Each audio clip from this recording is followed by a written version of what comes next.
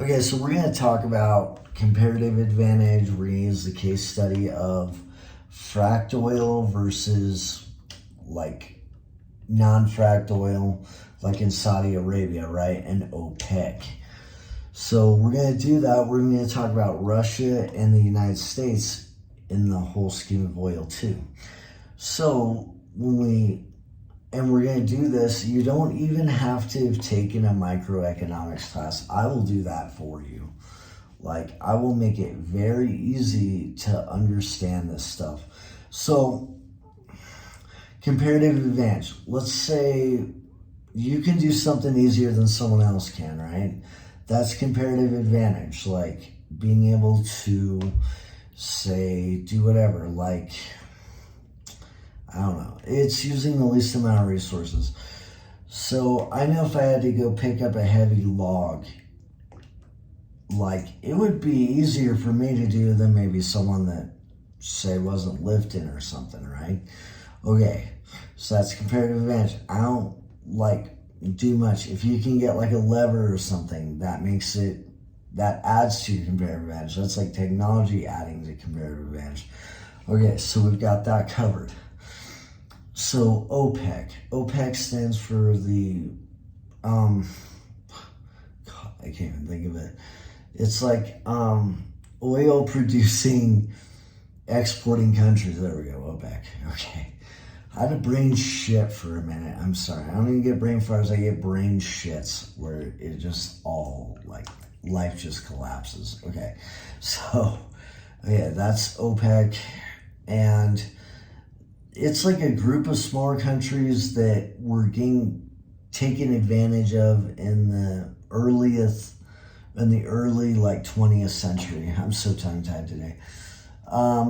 If you want to know more about why that was and how that was able to happen, go watch my video on why the Middle East is the way it is because of travel boundaries. We're not getting into that here.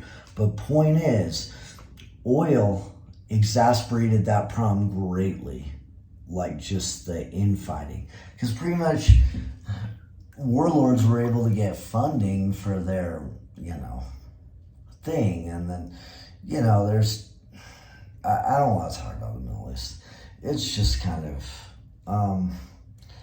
they just lost a lot of stability, and it's sad, I think they're slowly gaining it back exponentially, but, them getting split up and like oil wars and stuff did not help these people in any way. It's very sad. So because of technology differences back in the day,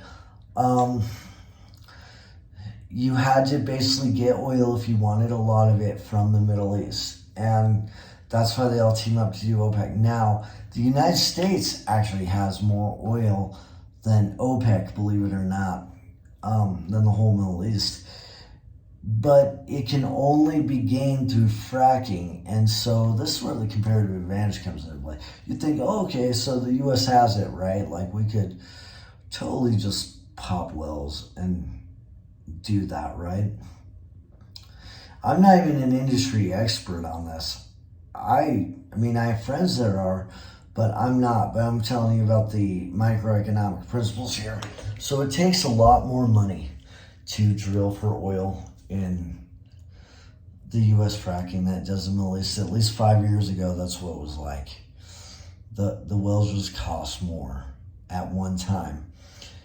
And you had to use it with like this fracturing technology with like this slurry stuff.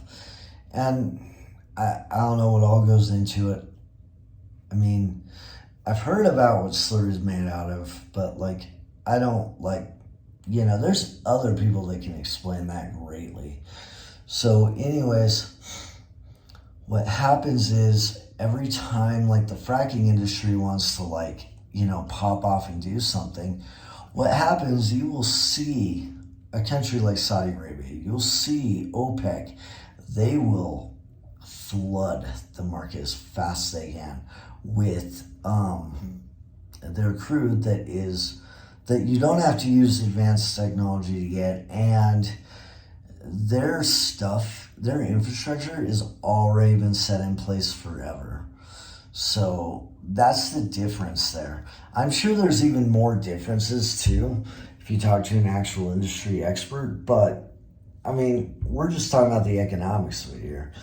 So essentially, you can flood the market with your product if you don't have to if you don't have to expend as many resources to go get said product. Maybe it's labor, maybe it's, you know, not having to use fracturing technology, fracking, to cut into rocks and shit to go get that. So, anyways, that's how that works.